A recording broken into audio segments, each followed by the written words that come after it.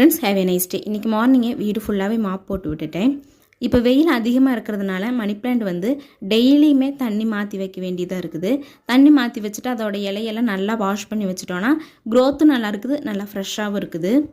அதுக்கப்புறம் கிச்சனுக்கு வந்துட்டேன்.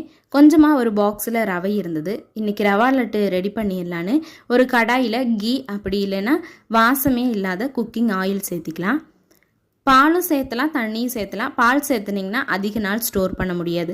இதில் நம்ம இனிப்புக்கு தேவையான அளவு சர்க்கரை, அதுக்கப்புறமா 2 ஏலக்காய் தட்டி சேர்த்திட்டு சர்க்கரை நல்லா கரைஞ்ச உடனே வறுத்து வச்சுருக்கிற ரவையும் சேர்த்தி தண்ணி வேணும்னா அட்ஜஸ்ட் பண்ணி ஊற்றிட்டு நல்லா தண்ணியெல்லாம் ட்ரை ஆன உடனேயே இது சூடாக இருக்கும்போதே பிடிச்சு எடுத்து வச்சிட்டோன்னா நல்லா சாஃப்டாகவே இருக்கும்.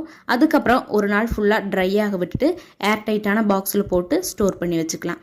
வீடியோ பிடிச்சிருந்ததுன்னா மறக்காமல் லைக் பண்ணிவிட்டு சப்ஸ்கிரைப் பண்ணிக்கோங்க.